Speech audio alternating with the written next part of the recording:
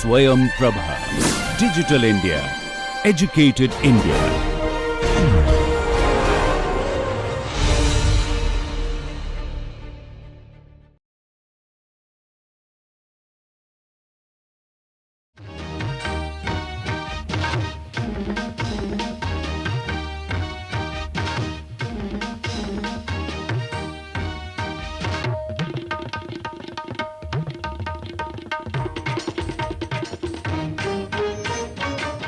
Today we are going to study an essay by Raymond on the television.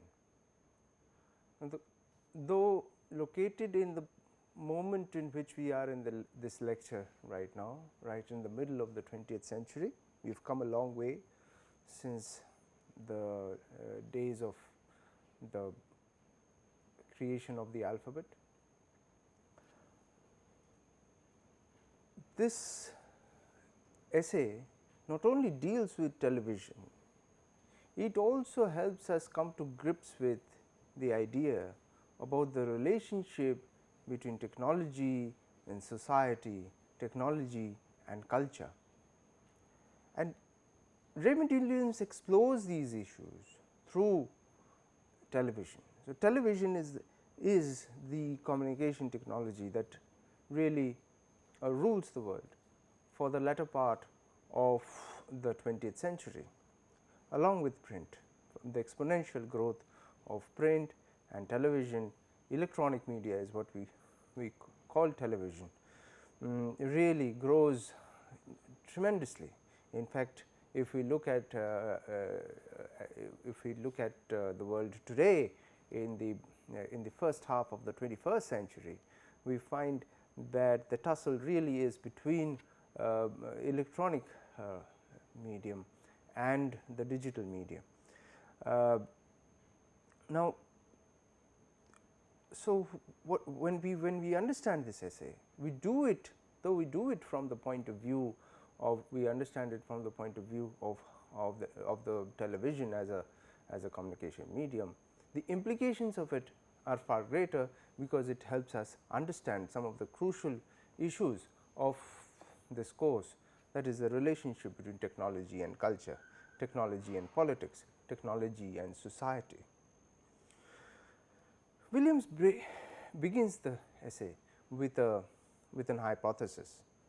He says the television has altered our world, and then he proceeds to examine what this statement means, and he discusses several points, several ways in which television has altered our world. First point, he says that the power of the medium has altered news and entertainment. The way people view news and entertainment has been altered by television, right. So, clearly with print, you had the notion, print seemed to be an immediate way of transmitting news, but television seems even more immediate.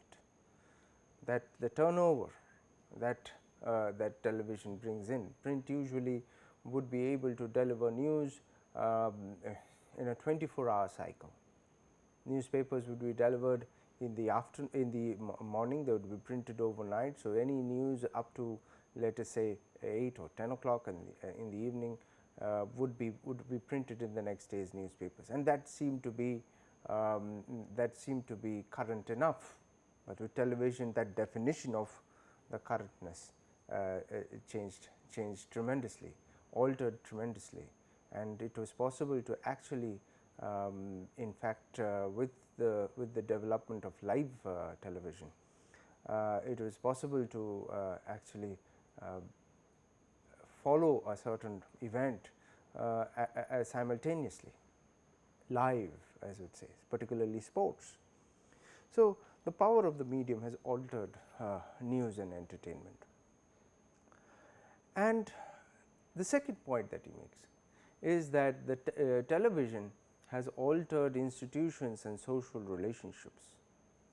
The kind of institutions that governed the media earlier are now very different media. Television creates a new kind of institutions. They are governed very differently from the way print is governed. You know, television requires a far more centralized system of transmission. We look at the transmission systems of electronic media, and if we also consider radio as an electronic medium, then that too, because typically what happens with we had seen earlier that with the coming of print, we already had mechanical reproduction brought in the printing press. The printing press required a large capital input, and because it required a large capital input, there could be only a few people who could own printing presses, and these would be the print capitalists. So, and then therefore print always existed and identified itself with a capitalist mode of production. But with the television, certainly the role of equipment grew.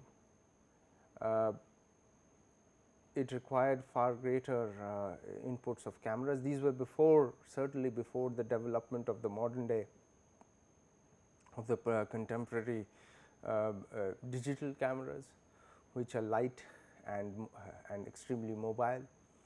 But the early television cameras would be bulky, they would be huge. They would also be mobile, but I mean, their mobility would not be a personal mobility, they would be institutional mobility. They would require bigger vehicles to be moved. I mean, nominally in the early days of television, recording would take place within a television studio. Live events could of course be set up with development, but they would require a lot of preparation for live broadcast to take place, and they would also have the transmission equipment which would be there. So, the television studio would typically be full of very sophisticated equipment all around, not only recording, but also editing and transmission, right.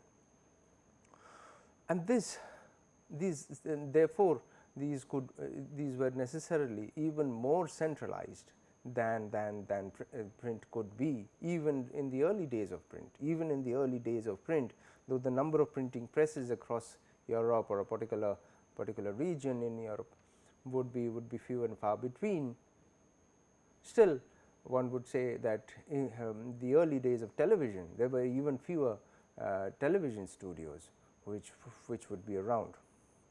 With the easing of recording equipment today, there can be a whole lot more television studios that are around, and that is sort of attested by the mushrooming number of television news channels that we see on satellite television today. I mean, I think the greatest number of television channels are news channels in India today, right. So, you have to understand Williams's points according to the television of his times, which is the mid 20th century television. So, he says that because of this extremely heavy input of capital that is necessary, television builds far greater centralized mechanisms of production and centralized institutions which control television, right. He is going to explore and explain this point even further. Then the third point that he makes is he suggests that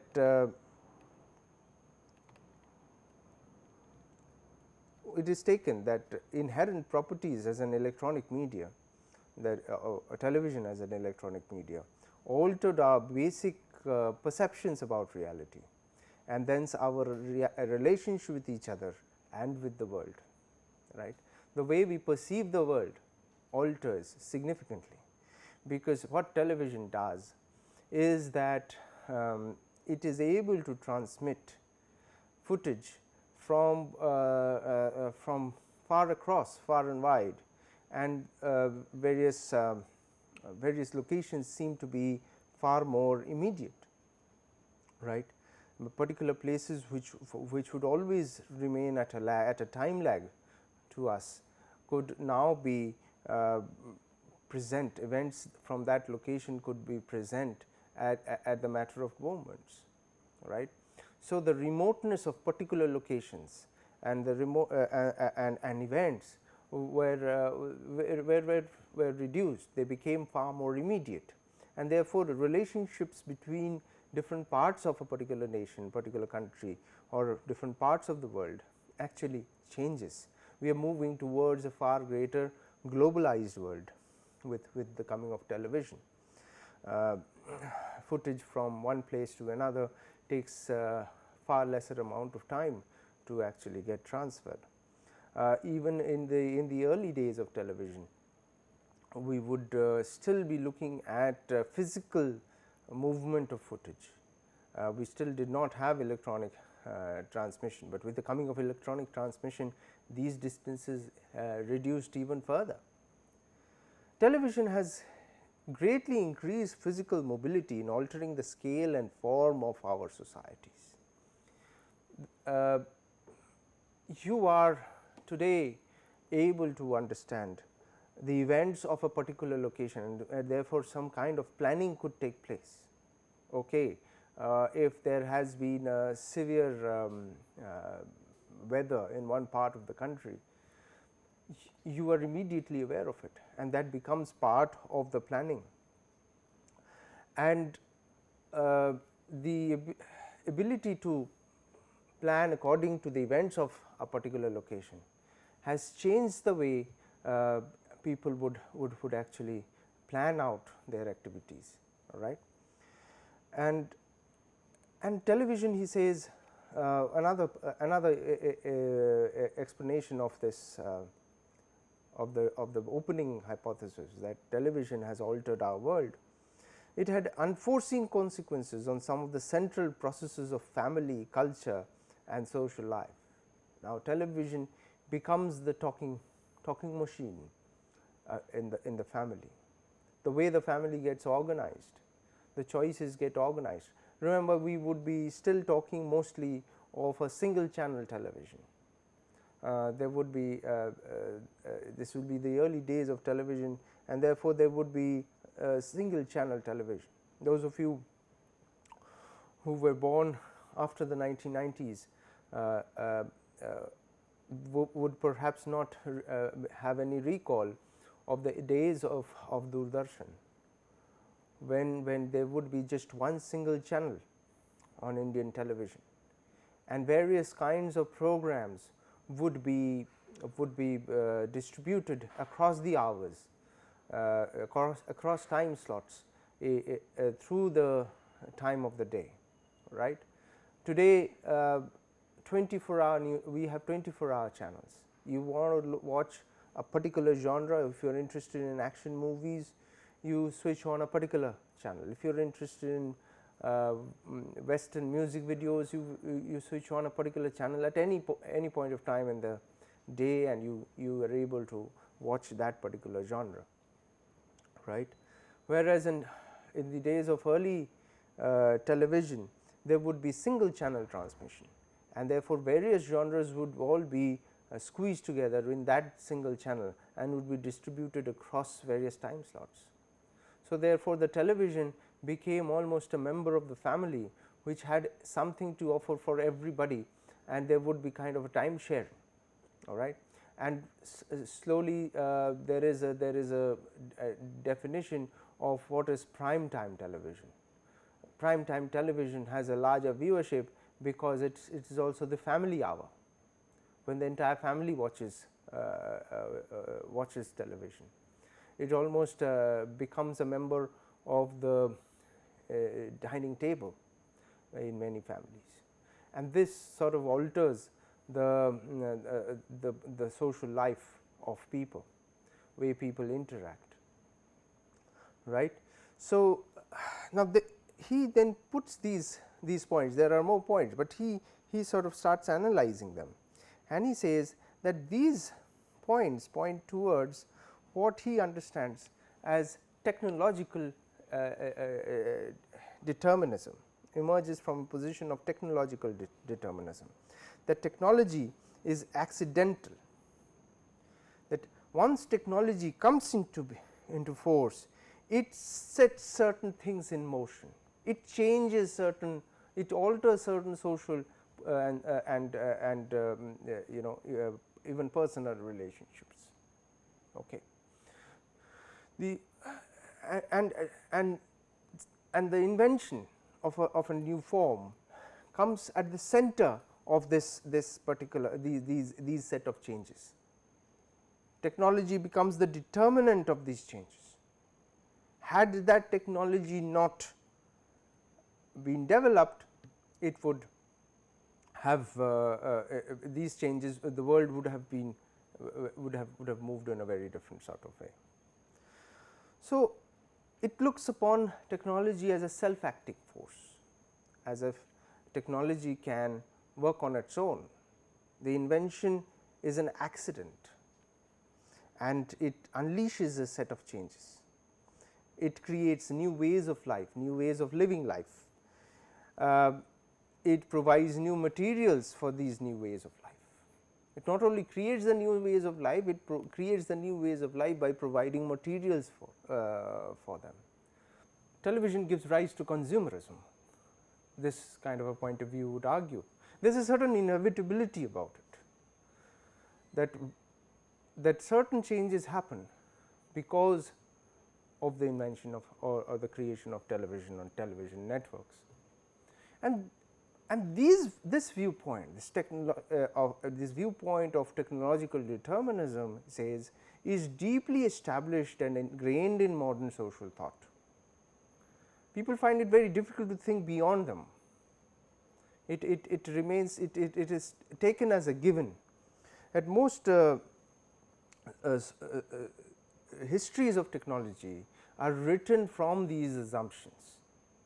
They are written from these assumptions that a certain technology is developed and this brings about these certain changes, till such time that a new technology was developed which brought about these certain kind of changes. A kind of a cause and effect relationship is a sort of is sought after. However, he says that there could be an alternate way of looking at it, and that if we were to look at some other explanations of this particular hypothesis of that the television has altered our world, and he goes on, he has looked at first few points and then he goes on to look at a few more points about how television has altered our world. He says that there could be a few other explanations of this particular hypothesis. Says TV met the new needs of society, that the society needed a new medium of communication. Society had become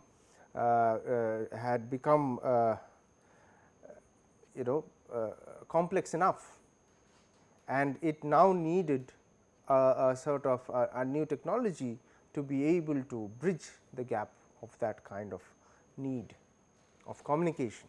People wanted to communicate already with distant places. People needed to know, growing businesses needed to know what is happening elsewhere within the country or within the world, and they needed a fast mechanism of communication, and television provided that. A new society was coming into being, and that society needed a centralized form of entertainment, because before television the only live form of entertainment would require audience presence. You had to go to a football match to be able to watch it. You had to go to a concert to be able to watch it, to be able to listen to music. Radio had already made before the coming of television, but we are really looking at the the conceptual viewpoint of the development of technology. So, even the if we talk about listening to music, then radio reduced the need for listening to live music. It could make broadcasts possible. It could make recorded broadcasts possible also, right. Before that you certainly had recording mechanisms, but live music could not be heard through recording mechanisms, right, through the round table. You could not through the turntable, sorry, you could not record, you could not transmit live music. You could certainly listen to through recorded music using the gramophone record, right. But live music was brought in by radio, but you could not see the performer. So, when it becomes important to watch the performance live, television comes into being. So, television is able to create a provision for centralized entertainment. And why is this happening? Because now people have lesser and lesser, on the one hand, lesser and lesser time, because time is getting more atomized, possibility of travel gets reduced, possibility of a consolidated leisure time of leisure becomes reduced, number one. Number two is aspirations of people start growing. Increased wealth creation gives rise to new aspirations within various classes of people. These priorities of entertainment change, and television meets those requirements. All right. Television also, he says, aided consumer economy. Now, look at the alteration of the argument.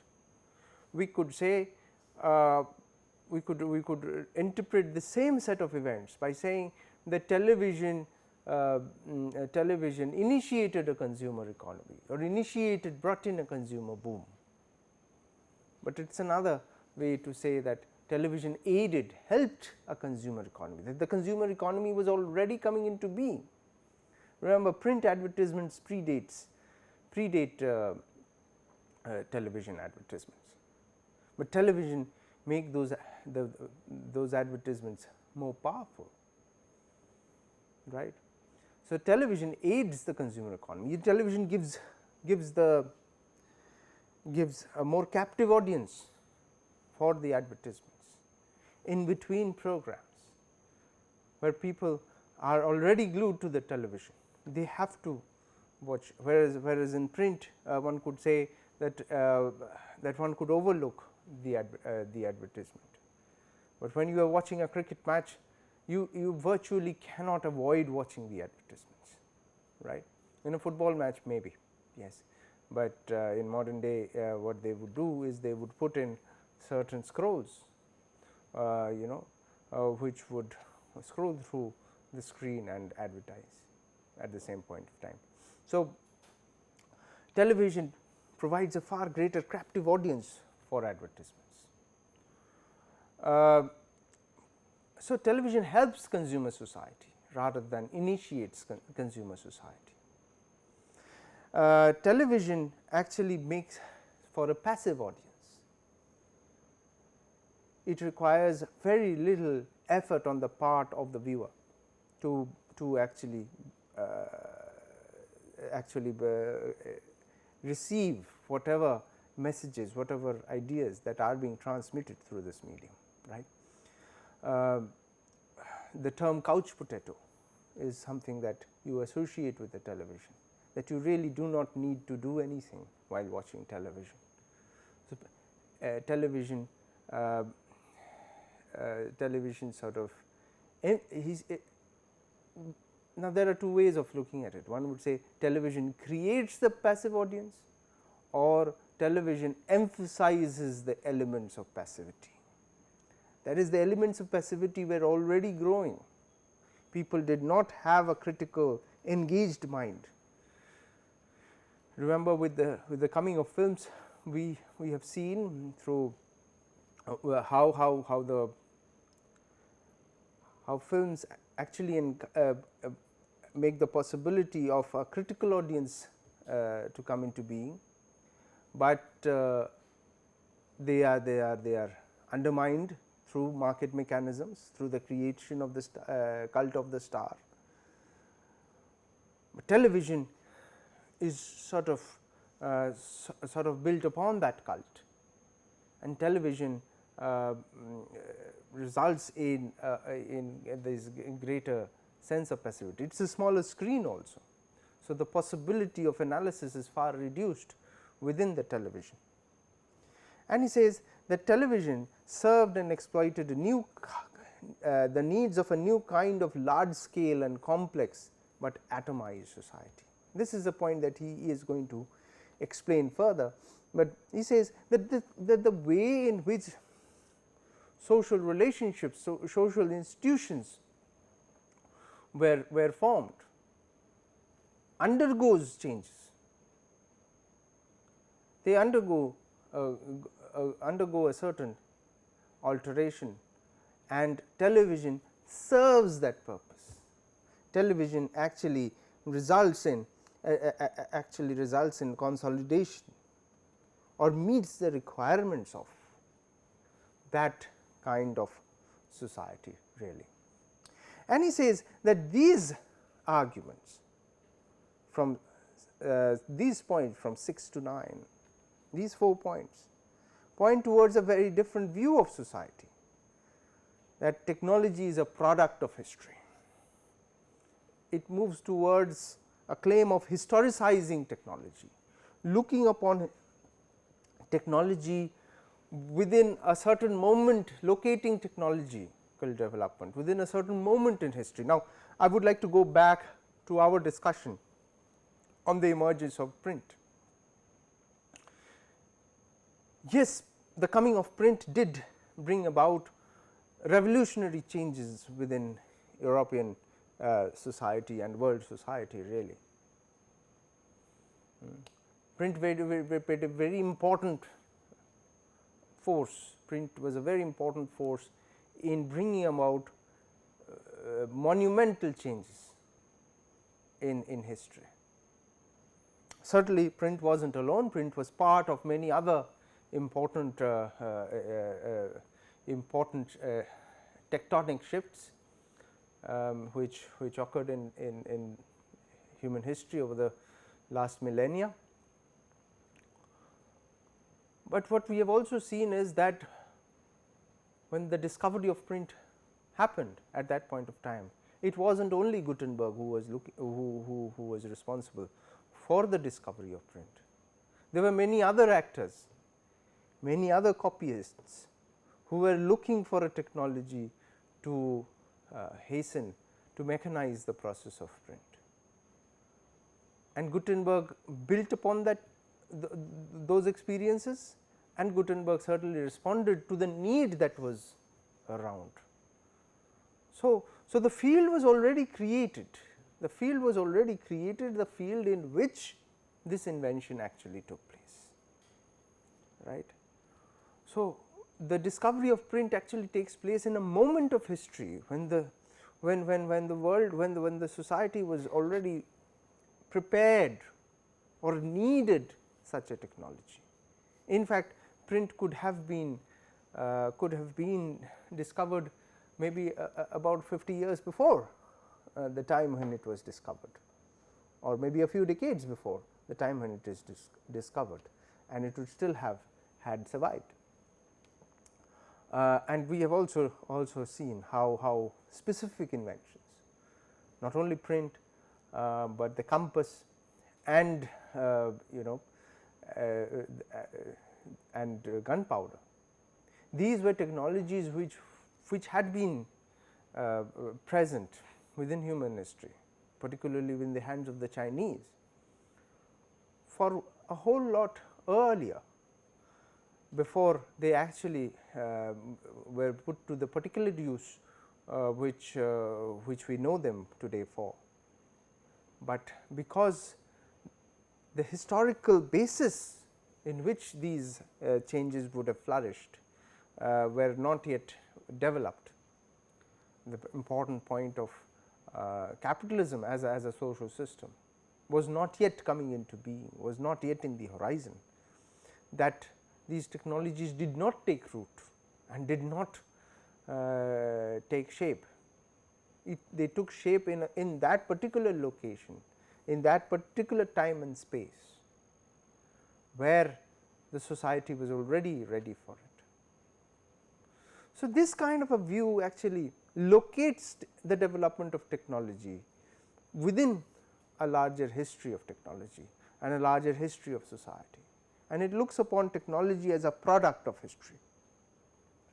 I think the truth of the matter is really in between these two, that yes, we may be ready for a certain technology, but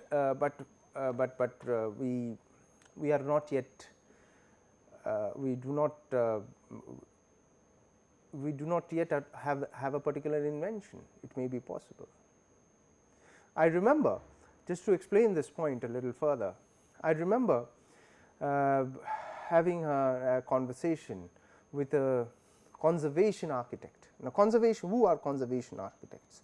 Conservation architects are those who work on historical monuments, and they work to ensure that these monuments which are facing deterioration, both natural and human, due to both natural and human causes, they retain a certain shape for future generations.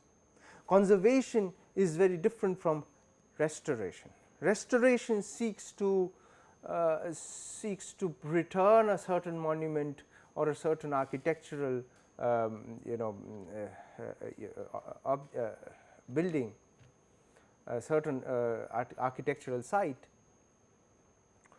to what it has been earlier, right.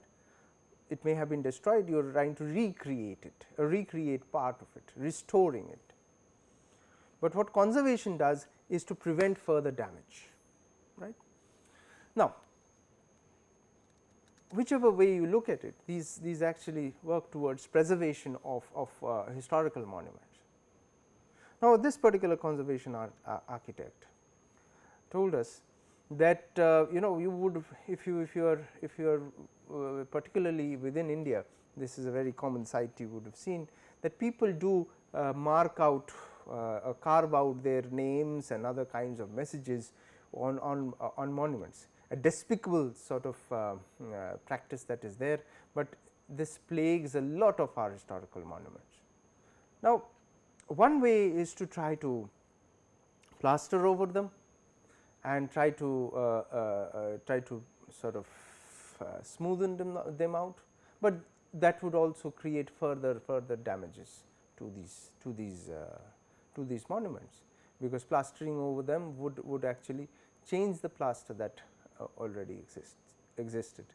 It could harm that plaster by introducing modern chemicals into it, or if they are smoothened out, if it is particularly marble or some other particular material which is there, you will actually lose out on a certain layer of that particular monument, right. It might be and because of that you might lose a lot of details, it might actually weaken the structure. So, this architect told me that modern day technology as it exists today has a lot of may have a lot of undesirable side effects, and therefore, he would advise that we may abhor these inscriptions, these carvings which are there, these vandalisms, but we will still keep them as they are, because who knows 50 years down the line, 100 years down the line, in the future, some might be able to develop a certain technology which actually is able to do justice, to be able to cover the defacement without altering, without damaging the monument itself. Now, here you are is a particular case where certainly there is a need and history is prepared, there is greater awareness of the need for preservation of cultural heritage. The governments are doing a whole lot more, international bodies are doing a whole lot more in drawing attention to the need for preservation of cultural heritage, of architectural heritage. So, certainly history is ready for this kind of a technology, but the technology has not yet been developed. We still do not have that particular technology. Within the field of literature, you would find that science fiction very often points out to certain kinds of desires of technology, technologies which are not already in place. How many times has it happened that one could actually think of certain technological developments that might fantasize about certain technological developments that might happen in the future. One can immediately think of Jules Verne's Around the World in 80 Days. This desire of circumnavigation of the globe at a very fast rate, at a very swift pace, was already there, but the technology was not there. Today it is possible with the advances in air travel to circumnavigate the globe at a much swifter rate, right. So, science fiction very often sort of is an indicator that there is already a social need for a certain certain technology which has not yet been developed, right. So, technology, the invention technology can one by standing with the stance of historicizing technology, one does not undermine the importance of development of technology. One does not want to undermine the importance of the scientists who are behind the development of technology. So, that role is very important, but we must not lose sight of the fact that technological development take root at particular moments in history, and history plays a very important role in the way actually technology takes root. This kind of a view restores the intention to research and development.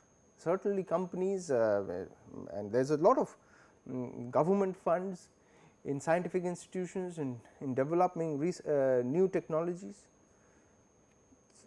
Funding, scientific finding of funding in science and technology actually seeks to give direction towards development of new technologies. These are important historical factors in development of new technologies. What is it that receives more funding?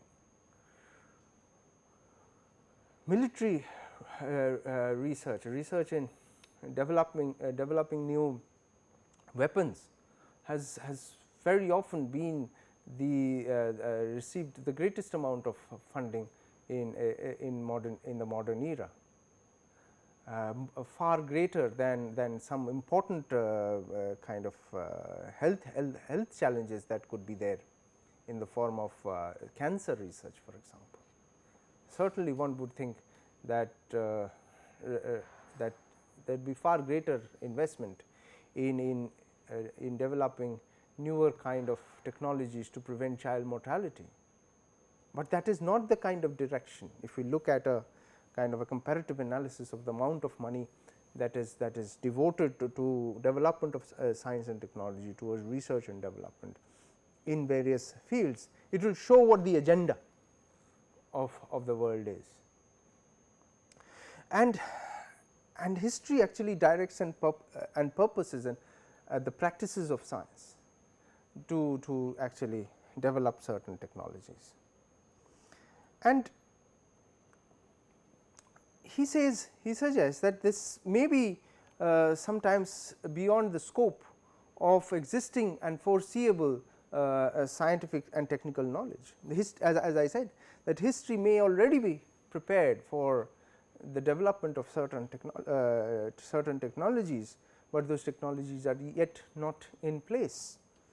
So, and he also warns, he says it is not true to say that given a social need an appropriate technology will be found. That may not be true, that may be beyond.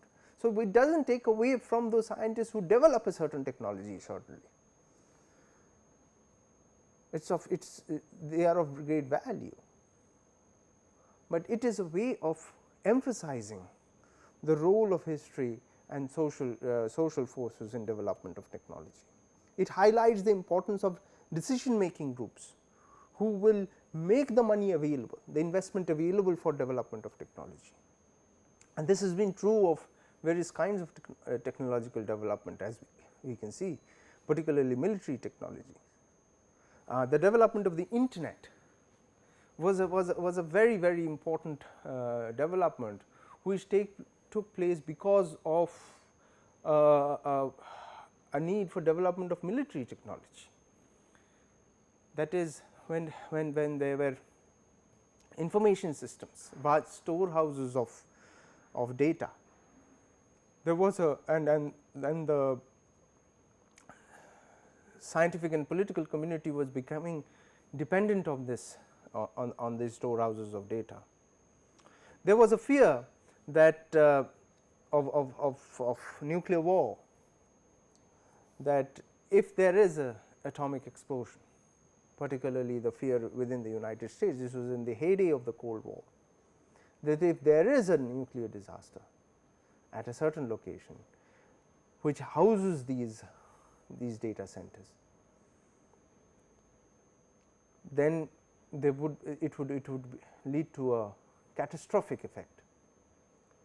So, there was a need for decentering the data, and that started creating the first sort of networks.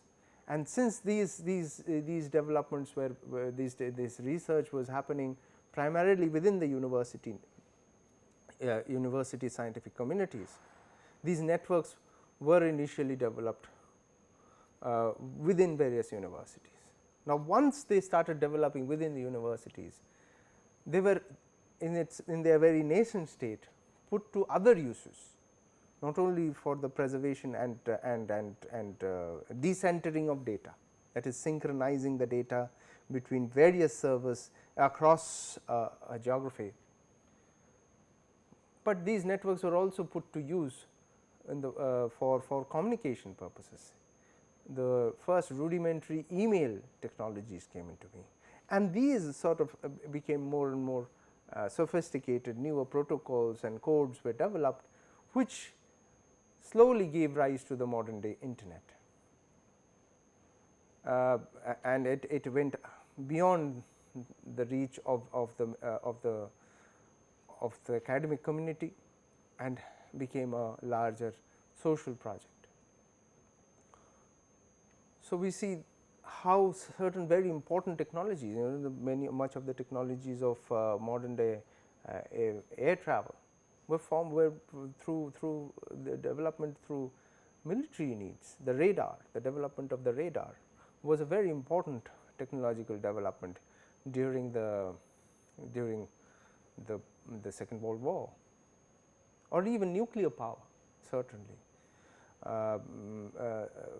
We know the linkage between military needs and civilian usage. So, decision making certainly has a very is on various funding of science and technology is dependent on historical forces, which points to the importance of historicizing the development of technology. He says, but beyond the military technology, there are other kinds of forces which can actually set the priorities for communication technologies. And he says that the expanding commercial system was had set certain priorities.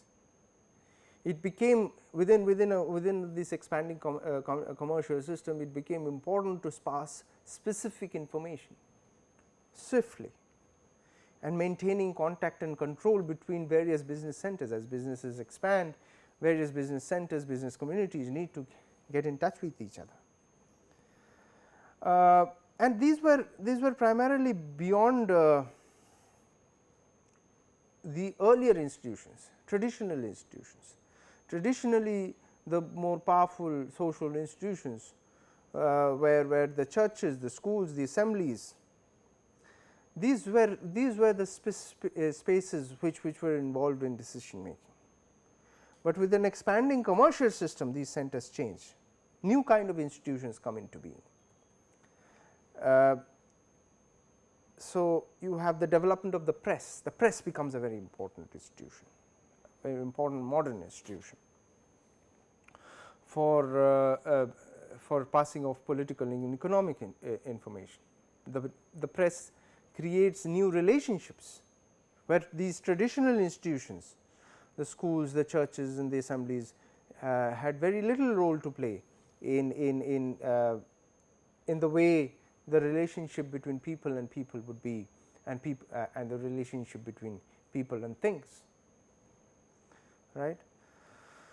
And the development of the press already leads to a certain degree of centralization of power. Centralization of the power because power sought to control the printing press, try to ensure that printing happens through certain very regulated presses, because we saw how what was the role of the press in political combat, in political clashes, right, of ideas. And this centralization of power could be official as well as non-official. All right, the increasing commercial clout of certain business houses or certain business communities, the associations of various businesses or corporate organizations, they needed to control information. The rise of the stock market is a very important example. If you wanted to regulate the markets, you have to control the information. You need to give the signals that you want through the communication mechanism, through the press, to the larger public, and so that certain decisions, certain kinds of decisions are taken within the political authorities. The government is forced to take, government is encouraged rather to take certain decisions based on a certain popular opinion. Therefore, a certain kind of centralized messaging system needs to develop. The press sort of answers a little bit of the needs of that need, but television is far more advanced, far more efficient in being able to do that. The early newspapers, they carried political messages, they carried social information, they carried commercial news, as well as carried classified advertisement. So, these were certain these were the various content within the newspapers which led to the development of the press as an institution. They served a certain purpose, very different from the earlier traditional institutions, the schools and the churches and the assemblies that would be there, the monasteries. Then he talks about another communication medium which becomes an important institution, which is photography. Now, photography as a technology brings about certain changes. It is an extension of the portrait, and being an extension of the portrait, it alters the way in which the family and personal life and community life is perceived. It is now possible for people to share experiences with others as a great degree more, rather than merely writing a letter or narrating the tales of travel or tales of a certain event. You could actually now carry the visuals of a particular event or a particular tour. These were also meant for recognition and record. So, it could add to memory, it became a kind of a family archive, and maintaining personal connections over a distance. Photography played a very important role, all right, and very importantly photography played a very important role beyond the requirement of literacy. Literacy is not a requirement for photography. However, access to the technology still remains a need. Similarly, the other kinds of technologies bring about small little changes, and he is discussing all this before plunging into the discussion on television. So, motion picture, the way it developed, he says, is that it was a technology that was developed first, and then the channels of distribution came later. If you look at the history of the development of the motion picture or movies or films, find that the technological development occurs before the coming of distribution, very different from the way television actually develops. Similarly, telephone and telegraph were also looking to revolutionize the communications for passage of business and personal messages, these were already the needs which are there within the society, and it is within this that the need for the development of television grew. Now, so, and there were certain historical contexts in which television gets developed, television or radio. The development of electric power. Now, before the development of electric power, television could not have developed. Now, the development of electric power itself responded to certain historical needs, that new industry needed more power. The industrial revolution had lived its its run, and now mere mechanization could not hasten production any further. The need for addressing the increased demands of people and the needs for generating more profits. If my factory produces 10 times more, it increases its productivity by 10 times, then I will be able to generate more profits by taking over 9 new geographical locations where I can distribute my goods. I can take over newer markets, and to be able to and that is enabled by electric power. These new industrial needs were already there in place. The world economy was growing tremendously, or certainly what was happening was that the leading industries were taking over newer and newer markets, and they needed to hasten the pace of production. So, electric power gives that added boost to technological development. What we today find a new kind of advancement from electric power that has come about, and that is the development of artificial intelligence. Artificial intelligence is trying to not increase productivity, increase production, but increase productivity in the sort of way in which it is trying to reduce wastage. All right.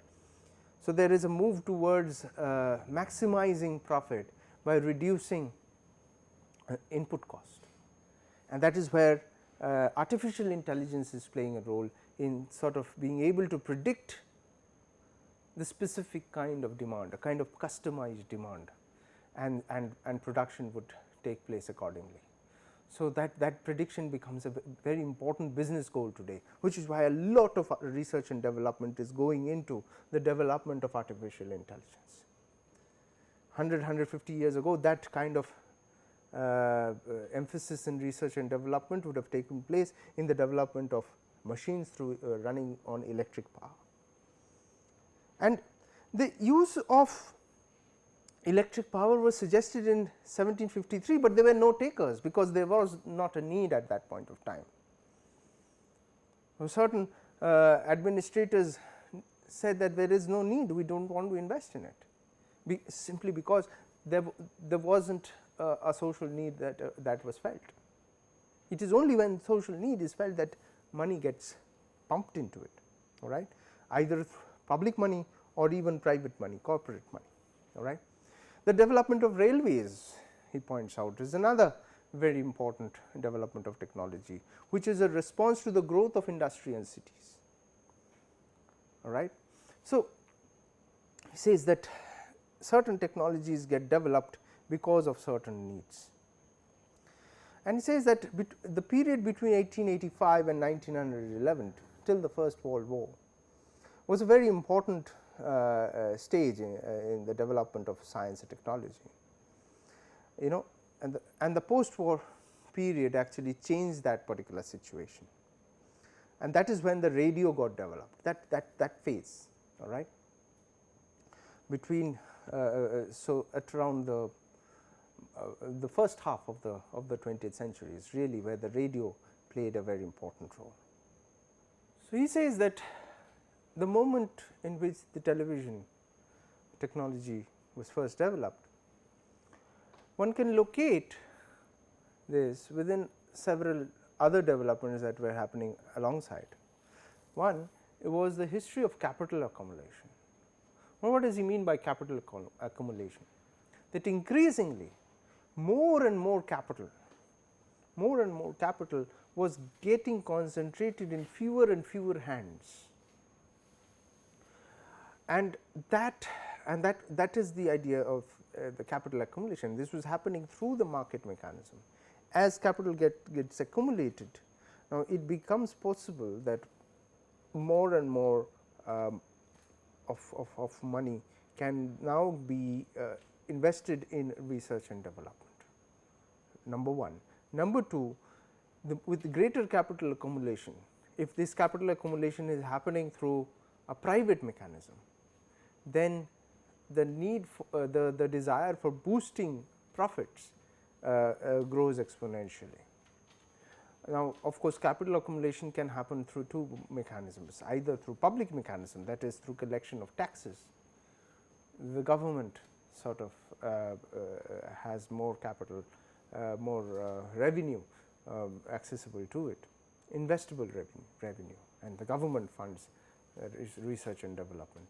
Or if it is in private hands, then it leads to private research and development, endowments being given to academic communities, scientists and technologists to be able to engineers to be able to develop newer technologies. And the transformation of economic production is another important point, where the kind of goods that are getting produced are if they undergo a certain change, then the nature of circulation of those goods are going to also undergo a change, and the way in which these goods are going to, would be advertised, would be their usage would be encouraged, would also undergo a certain change. And he says that people were already working on technical improvements in communication mechanisms. You know, the news reels were a precursor of television, where a certain news reel would be physically transported to various locations for people to watch, right. So it was these news reels would also be transmitted before cinematic exhibitions, right, before movies. In fact, if some of you may recall that in the era of the 35 mm film transmission, transporting of the reels would be very interesting. That typically a movie, if it was would come in maybe a dozen odd reels, and in order to reduce costs, various cinema houses across the city or across a particular part of the city would hire one particular set of reels, and then the reels would get transported from one cinema hall to another as through a particular show. So, the matinee begins in one particular hall, and then once the reel is finished there would go to another hall, and then it get transferred to another hall, and thereby one single set of one single copy of the film could be screened across several movie houses simultaneously. So, this transfer of the newsreel is something akin to that. So, people already were interested in developing better the need for greater communication of the moving image was becoming necessary, and television was answering that. Now, transmission of television to individual homes is something that became a need, and this is very different from what he just talked about, the development of other technologies, where the development of a certain technology which we saw here in the form of the development of the motion picture. He says that the development was primarily in production, the distribution mechanism came later, whereas he says in the case of television, the transmission to individual homes was a need. There was a great, if one looks at the various kinds of correspondence between various technical houses, one says that the need for investment in means of distribution was pretty high. So, the aim of the production, aim of the research and development was to make this kind of distribution possible, that for transmission to take place to individual homes. Remember, already the radio was transmitting to individual homes, but it was only transmitting voice, it was only transmitting sound, not visuals. And just to point this out, that remember, while you can see today the radio has become a very much more personal device. Earlier it would be a family device, it would be a large sort of a machine, and people would be watching these and would be listening to the radio transmission within the home, and various members of the home could be listening to it.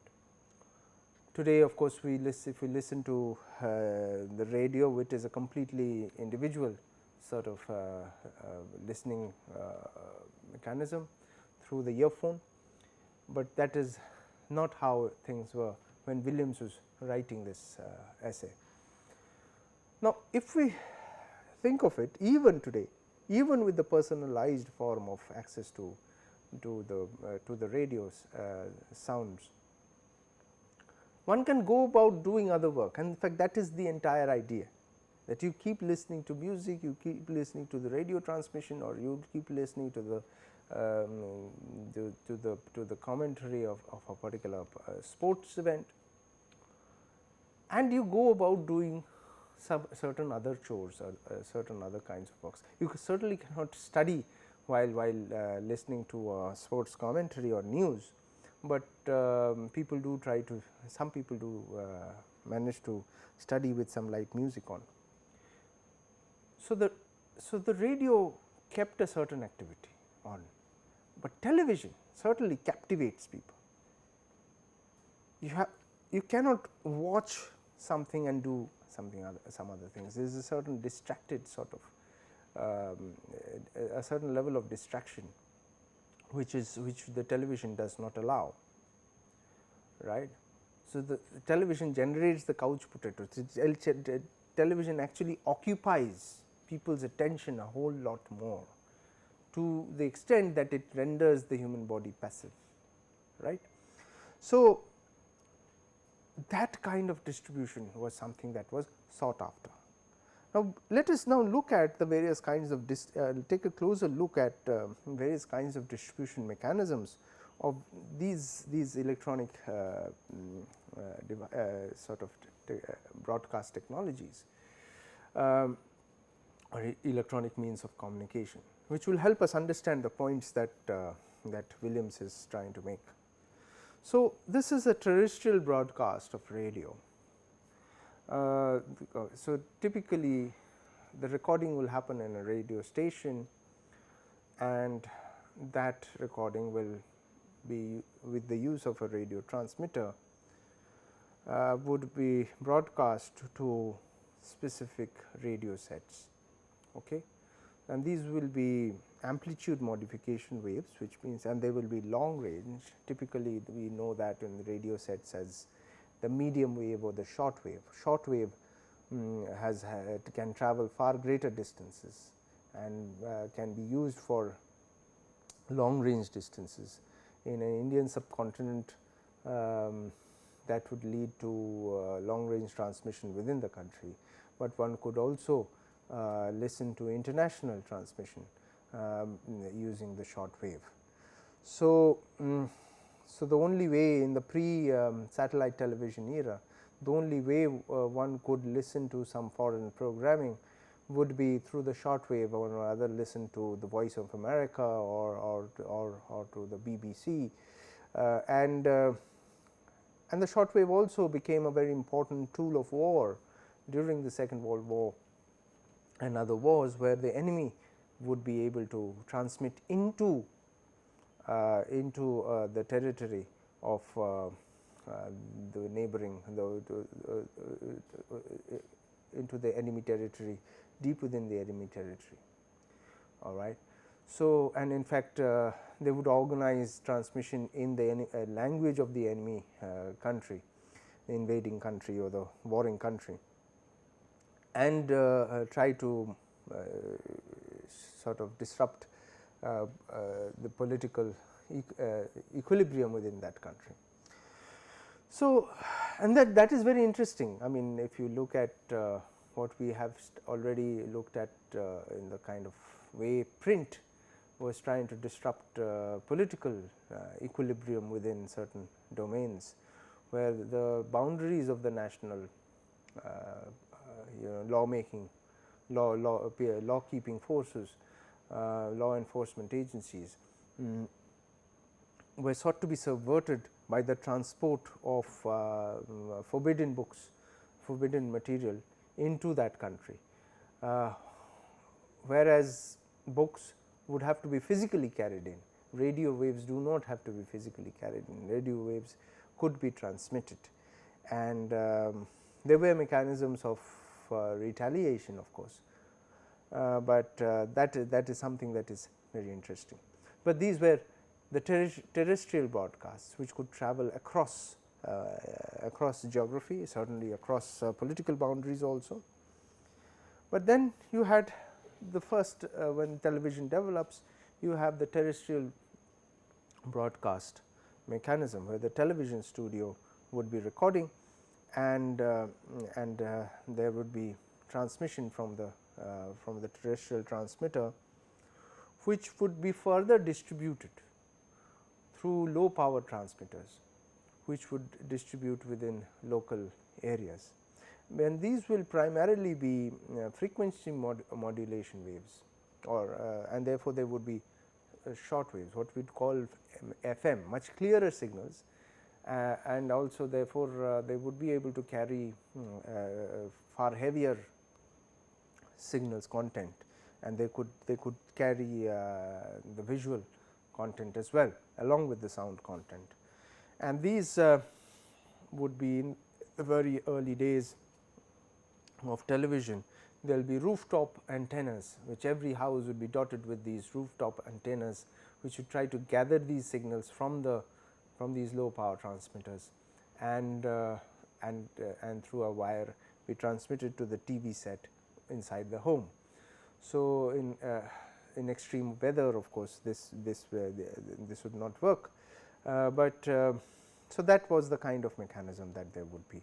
So, you can see the kind of centralization one is looking at in both the systems, where the radio station and that transmitter becomes central. This is of course before radio transmitters become cheaper and more accessible. Setting up a television station, of course, would require far greater investment of capital. These would be very heavy equipment, and they would sort of be very few and far between that they would be there. In the modern day, of course, you had more closer to satellite broadcast. It is still not the direct to home satellite broadcast. You would have the television studio, and then the signal, instead of going terrestrially, goes to a satellite, and then this signal is received back from satellite at various parts of the country, and then through the terrestrial transmitter transmitted to the homes.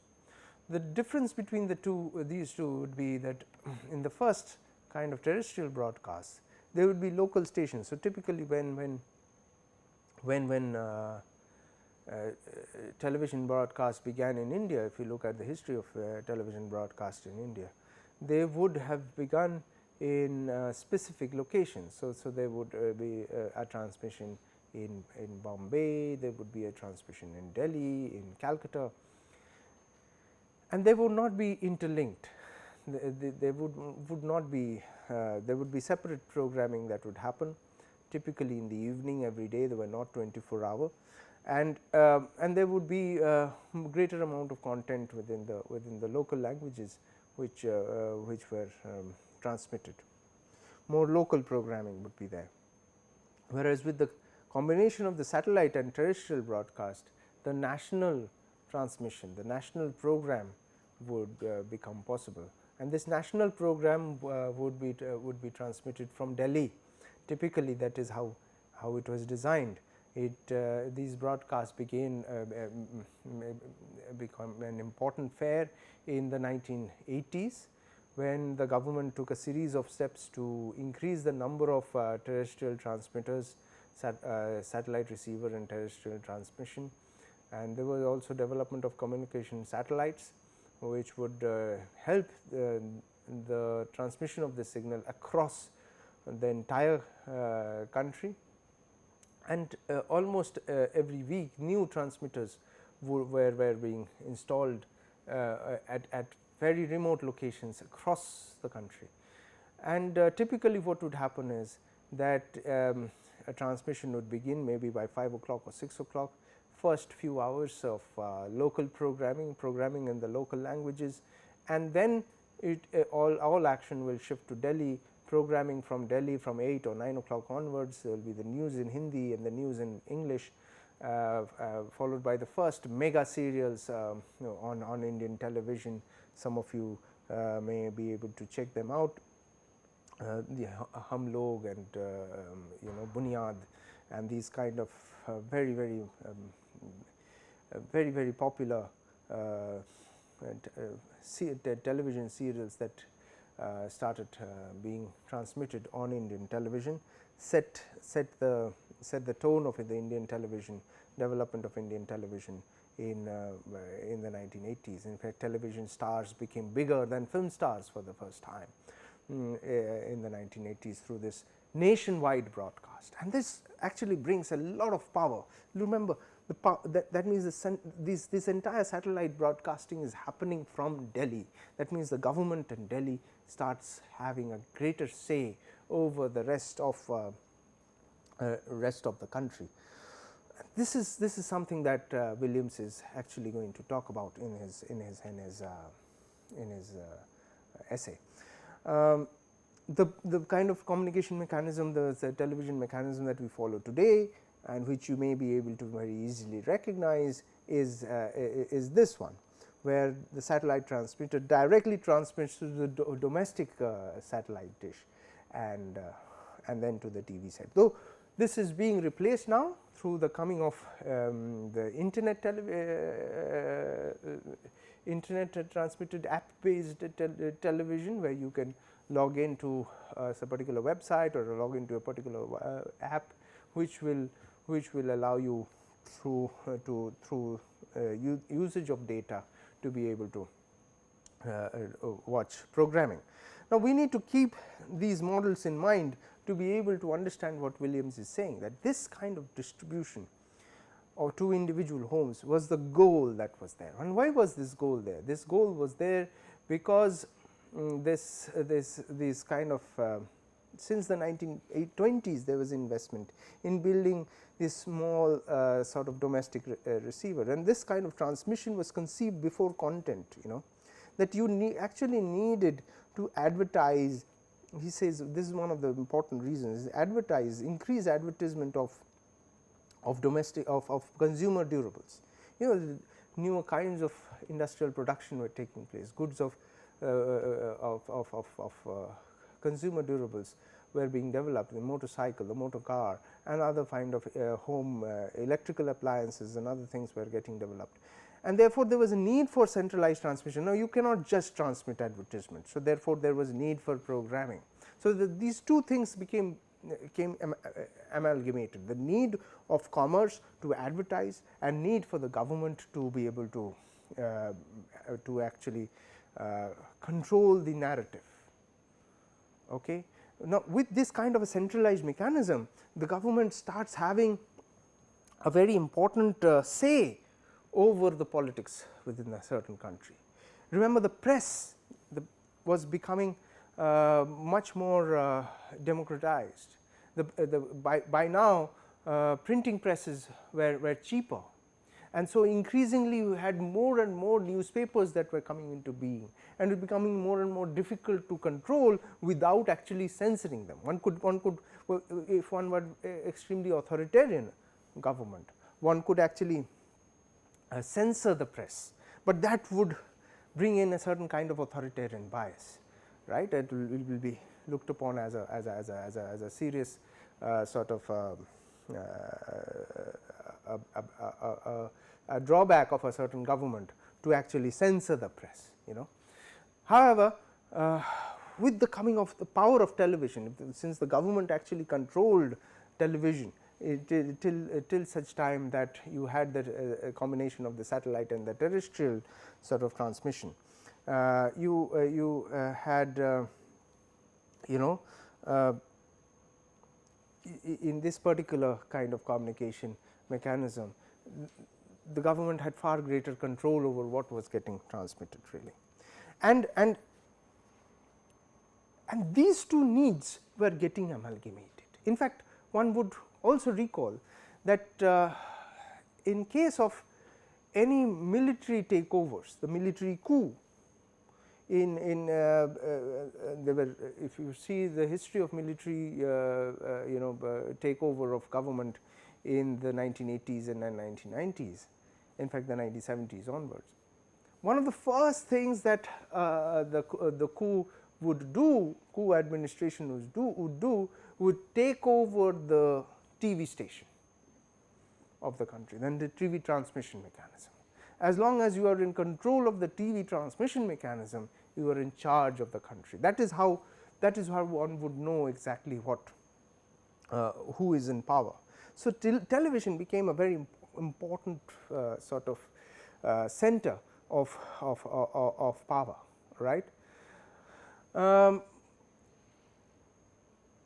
Now, those television would be centrally organized. There was a possibility that television, this kind of television could be also privately organized.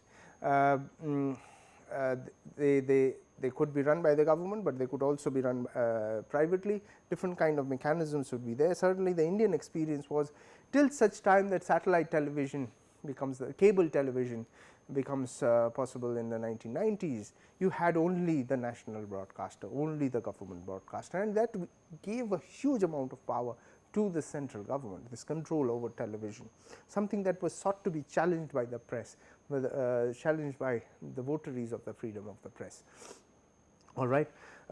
If those of you who are interested can look through debates on Indian television and the development of Indian television in the 1980s and then 1990s, it will lead to far greater understanding but which is it is beyond the scope of this particular course, because what we are really interested in studying certain broad tenets of communication technologies for us to be able to understand the digital media.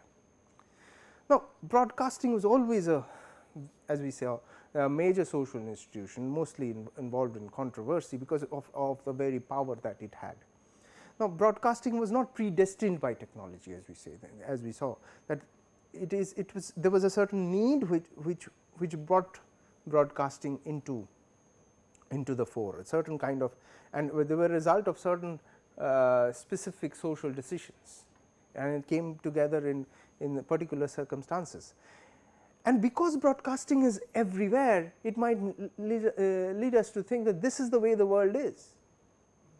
Many of the people of present generation cannot possibly conceive of a world where the television or the internet are not there, right? But what broadcasting really brought about was a need of a certain kind of mass communication. You know, then a certain kind of mass communication, because there was increased atomization of the society. More and more people were living in nuclear families. All right, smaller and smaller. Already, the large joint families were breaking up. All right, and the need to communicate directly to these. There were the traditional mechanisms of communication. The church or the schools were becoming weaker. Earlier governments, you know, if the colonial government in India would probably communicate much easily through the education mechanism, through the workplace orders. They could control. Education policies could actually control the way people are oriented and thinking. But with the atomization of society, with the more and more nuclear families, this need for directly communicating to people. So, now you had a mass communication which is centrally controlled. All right. This is a model which is very different from what we see here, all right, where there is or even with the DTH, with the television. That is that there is this one content which is getting transmitted to every home, every single home, whereas with the internet today, with the coming of social media today, what we have is a very different kind of communication technology, where there is customized communication. It is mass communication, but it is customized communication. Okay. Each person gets to see different things, right. So, this is in the age of television, in the age of broadcasting, we see a kind of a centralized mass communication, and this was something that was developed. The only example before television, the only example of the use of mass use of the radio was in Nazi Germany, you know, where